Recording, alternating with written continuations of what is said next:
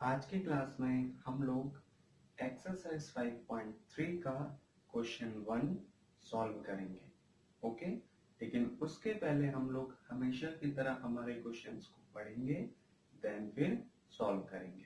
ठीक है, तो हमारा क्वेश्चन कहता क्या है, सबसे पहले ये पढ़ते हैं। हमारा क्वेश्चन कहता है find the sum of the following APs. मतलब ये एक एपी गिवन है और इस एपी का हमें सम फाइंड करना है। ठीक है, तो किसी भी एपी का सम फाइंड करने के लिए हमें हमेशा चार चीजें सबसे पहले फाइंड करनी है। अगर ये चार चीजें हमारे पास हैं तो हम किसी भी एपी का सम फाइंड कर सकते हैं। सबसे पहली चीज ए हमारे पास होना चाहिए, दूसरा डी हमारे पास होना चाहिए, तीसरा एन हमारे पास होना चाहिए और चौथा ए एन हमारे पास होना चाहिए। इन चारों में से अगर कोई भी चार चीजें हमारे पास हैं तो हम किसी भी एपी का, चाहे वो माइनस में हो, चाहे वो प्लस में हो, चाहे फिर वो फ्रैक्शन की फॉर्म में हो, उन एपी का सम फाइंड कर सकते हैं। ठीक है, तो अब हम देखेंगे क्या वो चारों चीजें हमारे पास इस एपी में गिवन है या नहीं। ठीक है, तो सबसे पहले ए देख लेते हैं। ए होता क्या है? ए का मतलब होता है फर्स्ट टर्म, यानी कि पहला नंबर। अब इस एपी को अगर हम देखें ध्यान से तो ये एपी में पहला नंबर जो है वो है 2। ओके, तो हमने ए लिख दिया 2। अब देखेंगे डी, और डी का फॉर्मूला क्या होता है बताओ? Yes, a2 minus a1। और a2 क्या होता है? सेकेंड टर्म यानी दूसरा नंबर। ठीक है, तो इस एपी में दूसरा नंबर कौन सा है? 7 और पहला नंबर 2। तो ये पहला नंबर हो या दूसरा नंबर हो, इन्हीं को फर्स्ट टर्म और सेकेंड टर्म बोलते हैं। तो a2 हमारा हो गया 7 और a1 हो गया हमारा, हाँ एक चीज और, a1 ही a होता है।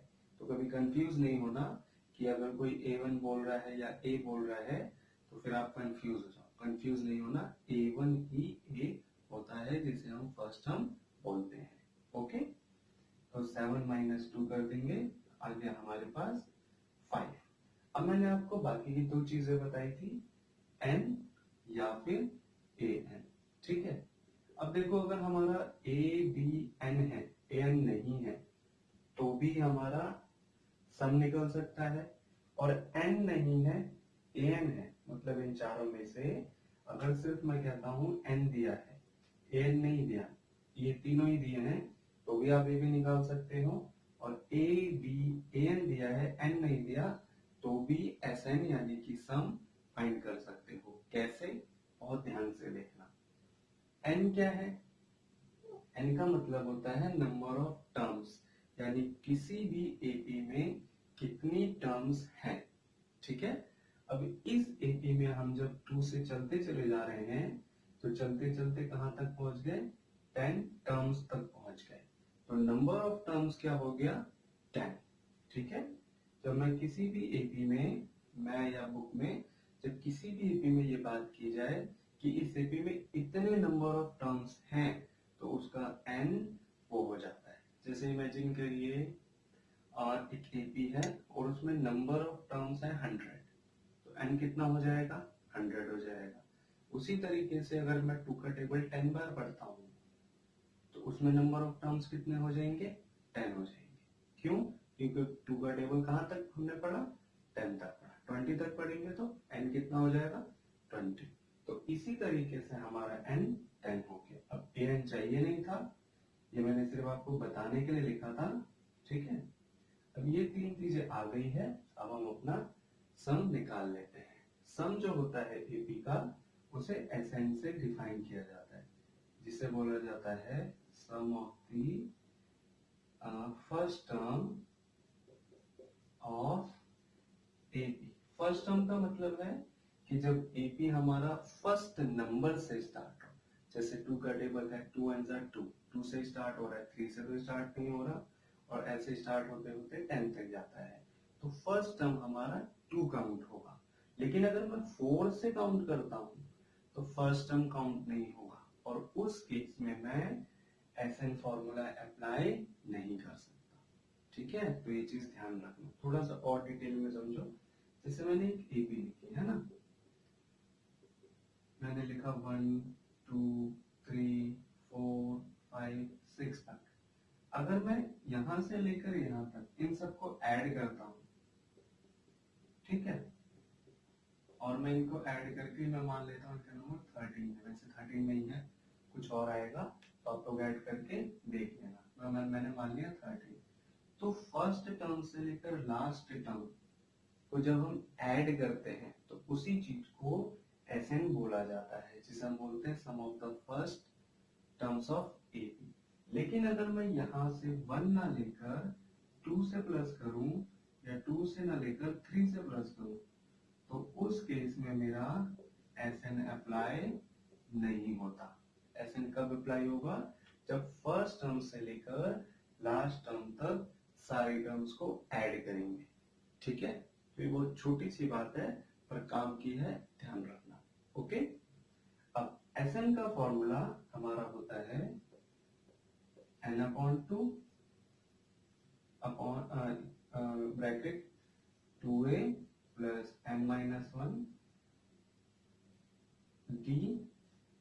अब हम क्या करेंगे, n हमारे पास है, a हमारे पास है, d हमारे पास है, हम क्या करेंगे, वैल्यूज को पुट कर देंगे। ओके, तो हम क्या करेंगे, n हमारा 10 था तो n की जगह पे 10 लिख देंगे, अपॉन 2 a है 2 प्लस n है 10 माइनस 1 और d है 5। इसको सॉल्व किया, 2 5 जा 10, 2 2 जा 4, ये आएगा 9 और मल्टीप्लाई 5। अब 9 5 जा 40,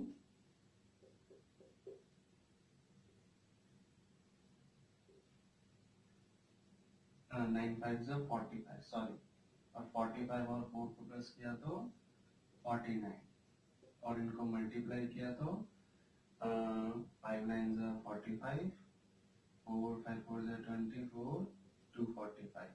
तो H10 हमारा आ गया 245। मतलब ये जो AP है जिसमें ये नंबर्स लिखे हैं, जब हम 10 टर्म्स तक जाएंगे और उन सभी की सभी 10 टर्म्स को ऐड करेंगे तो उनका सम 245 आएगा।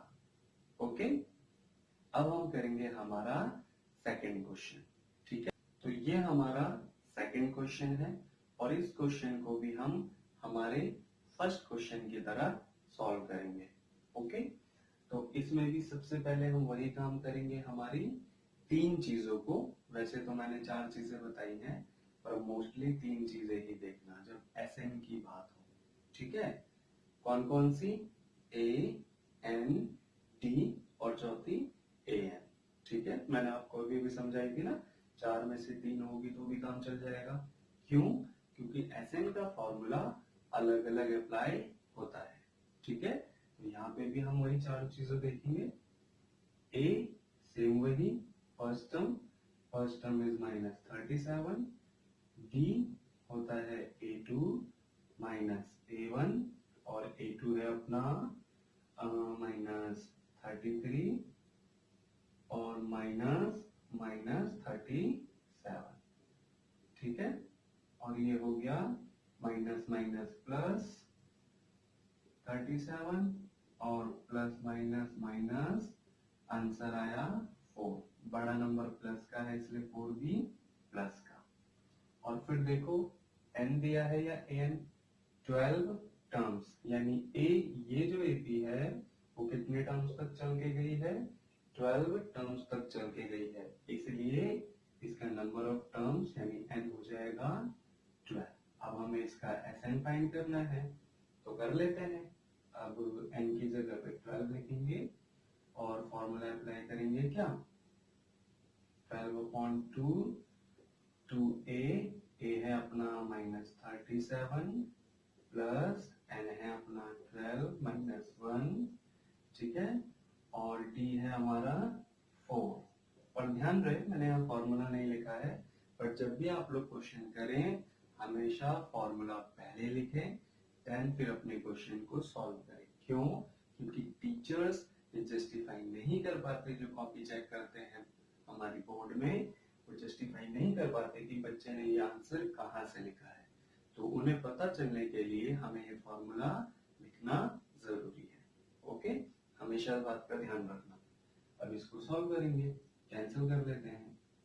तो ये हो जाएगा 6 और ये 237 जा, तो ये कितना हो जाएगा 40 दूनी 80, 80 में से 6 घटाया तो 74 माइनस का ये 11 आ गया और 11 मल्टीप्लाई 4।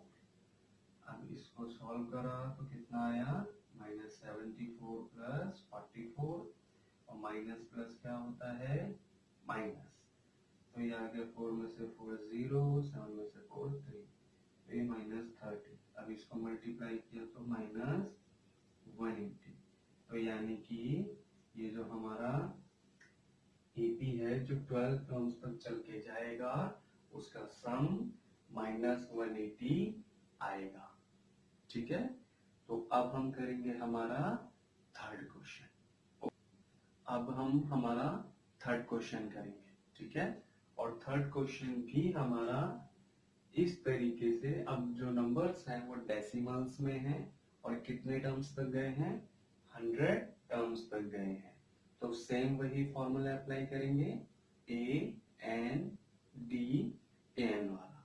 ओके, तो ए क्या है, ये मैंने जैसे आपको बताया ना फर्स्ट टर्म होता है, तो हमारा ए हो गया 0.6, डी होता है a2 माइनस a1 और a2 कितना है हमारा सेकेंड टर्म यानी 1.7 और a1 है हमारा 0.6 इक्वल्स टू, इसमें से इसको माइनस करा तो कितना आया 1.1 और n है हमारा 100 टर्म्स तक, यानी ये जो AP है वो चल के गई है 100 टर्म्स तक, तो नंबर ऑफ टर्म्स यानी n हो जाएंगे हमारे 100। अब Sn हमें फाइंड करना है, फाइंड कर लेते हैं, लेकिन पहले फॉर्मूला लगाना जरूरी है ना, तो हम लगा देते हैं। याद है ना मैंने आपको क्यों बताया क्यों लगाना है, ताकि टीचर्स को पता लग सके कि आपने क्वेश्चन जो सॉल्व करा है वो कैसे करा है। ठीक है, अब n है 100/2, 2 मल्टीप्लाई a है हमारा 0.6 प्लस n है 100 माइनस 1 और d है हमारा 1.1। इसको सॉल्व करा तो यह हो गया 50, इसको सॉल्व करा तो 1.2 प्लस 99 मल्टीप्लाई 1.1, इनको सॉल्व करा हमने तो आया 1.2, 11 9 से 99, 9 11 9 से 99 और 10 तो 108 पॉइंट प्लस, अब इनको प्लस कर दिया तो कितना आया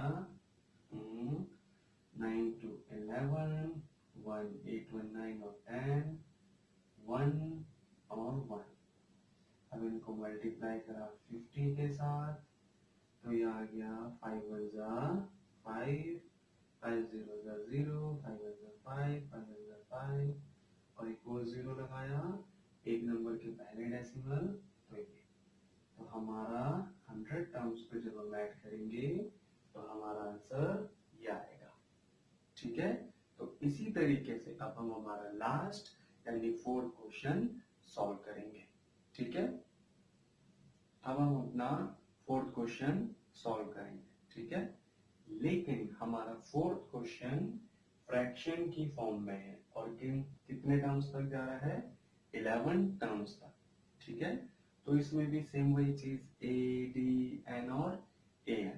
ठीक है, बट ध्यान रहे क्योंकि हमारी टर्म्स फ्रैक्शन में है तो may be sum of 11 terms भी फ्रैक्शन में आए, बट सॉल्व करके देखते हैं क्या आता है। ठीक है, a फर्स्ट टर्म यानी 1/15, d a2 माइनस a1 यानी 1/12 माइनस 1/15 इक्वल्स टू, इनका एलसीएम लेंगे तो कितना आ जाएगा 180,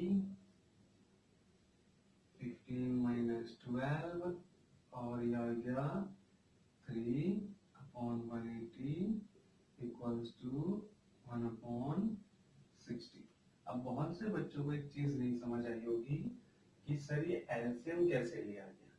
ठीक है, बहुत से बच्चे हैं, आप में से कुछ बच्चे होंगे जिन्हें एलसीएम नहीं आती है, तो उनके लिए एक चीज बता रहा हूँ। एलसीएम इस तरीके से लिया है, जैसे मान लीजिए मैं यही नंबर ले लेता हूँ, है ना, तो मैंने क्या किया, इस नंबर को इन दोनों से मल्टीप्लाई और इस नंबर को इन दोनों से मल्टीप्लाई, ये कुछ इस तरीके से हुआ। माइनस 1/15 मल्टीप्लाई 12 मल्टीप्लाई 15 में 15, ये हो गया 180, 12 में 12, ये हो गया 180। अब सेम आ गया ना एलसीएम, तो कॉमन ले लिया 180 और 15 माइनस 12, तो ये जो चीज बनी हमारी उसमें ये सारे स्टेप्स भी इन्वॉल्व थे।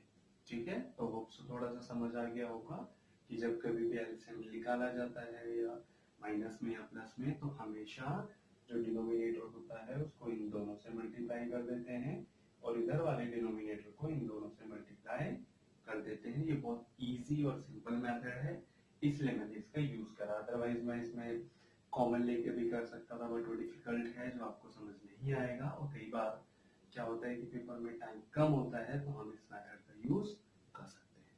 ओके, तो हमारा डी भी आ गया। अब एन, क्योंकि हमें सम निकालना है 11 टर्म्स तक, तो एन आ जाएगी 11। अब हमें एस एन फाइंड करना है, अब हम अपना एस एन फाइंड कर लेते हैं। ओके, तो फिर से भाई यहाँ पे भी मैं फॉर्मूला अप्लाई कर देता हूँ।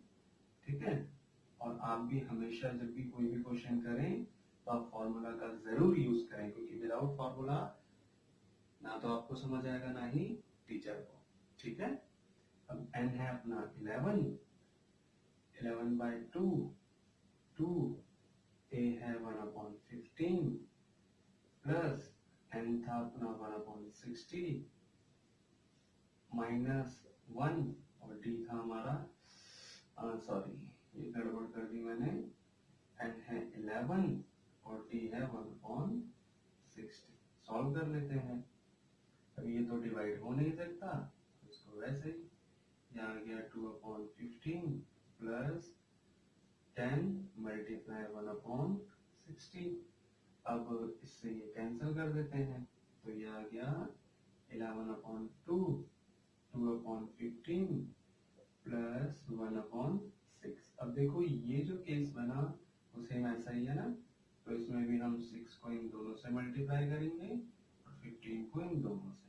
ठीक है, मैं यहाँ कर लेता हूँ 11/2 और ये आ जाएगा 6 2 12 प्लस 15 1 15 और 15 6 से कितना होता है 90।